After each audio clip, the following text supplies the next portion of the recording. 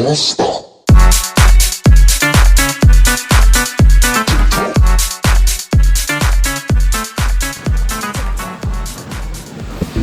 hello guys, good day sa atin lahat. Welcome to my vlog. Bali, i-share ko lang po sa inyo ang aming biyahe ngayon papuntang Tarlac City. So papunta kami ngayon doon dahil naka-schedule po ang aming bagong sasakyan ng kanyang PMS. First PMS niya po, ang first periodic maintenance niya po. So naka-isang buwan na po ang aming bagong sasakyan, si Toyota Vios. Actually sa Toyota Tarlac po namin siya nailabas. So papunta kami ngayon doon para sa kanyang first PMS, first periodic maintenance service. So sa nakikita nyo po ngayon, nandito po kami ngayon sa Tiplex Expressway. Dito na po kami dumaan dahil para mas mabilis po ang aming biyahe, dahil kung sa regular road po kami, sa may service road po kami, medyo matraffic po doon dahil po maraming sasakyan. At saka may nabalitaan ako na medyo may baha daw doon na part ng Tarlac, kasi ito tignan mo naman yung panahon, maulan. So dito na po kami sa expressway dumaan.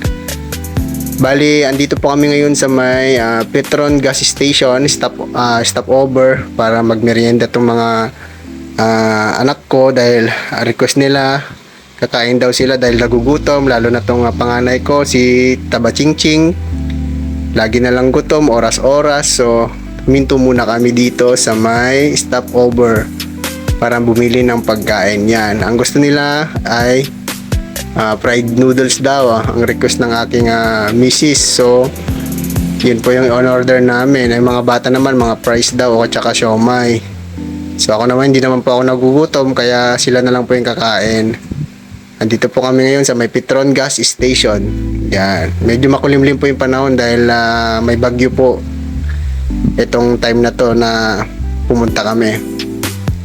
So ito po yung gas station dito sa may Petron. Marami kang pagpipilian ng pagkain. May siomay, may shake, may milk tea, yan, fried noodles. Yan, actually tapos na yung aming order, sabi ni kuya. So yan, kakain na kami mamaya.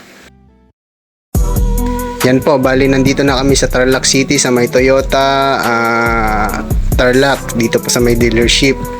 Ito po yung kanilang showroom.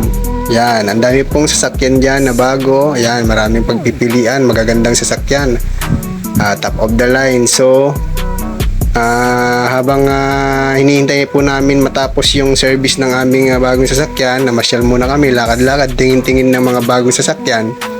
Actually, pinalinya ko na po yung aming sasakyan doon sa may service center. So hinihintay na lang po namin dyan kung anong oras po matatapos. Ang sabi naman sa amin ay mga 1 to 2 hours ang hihintayin, dahil linya-linya daw po yung nagpa-service ngayon, yung mga naka-schedule at naka-appointment po ngayon. Yan, lakad-lakad muna po kami, tigil ng mga magagandang sasakyan, pati rin itong mga anak ko, lakad-lakad, pasyal. Pero yan, gutom na yan. Pero dito po sa may Toyota dealership, meron pong libreng pagkain dyan, hinihintay lang po namin maluto. Ayun po, may libreng hotdog, may libreng popcorn, yan, may libreng candies, chocolates, yan, mga yan po, tsaka drinks. Ang aking kinuha lang dito ay yung yung free coffee nila, kasi masarap yung coffee nila dito sa Toyota. Ayan po, nakatatlong balik po ako actually. Yan po, so pahinga na po kami dyan, malapit na po kami matapos. Ito po yung nila, yung waiting area nila. So yan, sa mga friends ko dyan at mga dabarkads ko dyan na nagplaplano ding maglabas ng mga bagong sasakyan, recommended ko po itong Tarlac City dahil napakabait at napaka-approachable ng mga empleyado dito, lalong lalo na yung mga agents nila, ang babait nila. Lahat ng mga tanong namin regarding dun sa aming sasakyan ay nasagot naman ng aming agent. at tinulungan niya kami sa mga pag-process ng papers po namin. Tutulungan ka pa sa choice mo. Kung nahirapan ka sa choice mo ng sasakyan, ibinabase nila dun sa personality mo at income, para hindi ka po mahirapan. Actually, yung Vios talaga namin ay first choice namin yun ni Mrs. So madali lang po namin na pagdesisyonan na Vios talaga yung ilalabas namin. So recommended ko dito sa Tarlac City talaga dahil napaka-approachable at napakababait ng mga empleyado. So thumbs up po kayo sa amin. Shout out sa iyo, Ma'am Mard, sa aming agent na napakabait.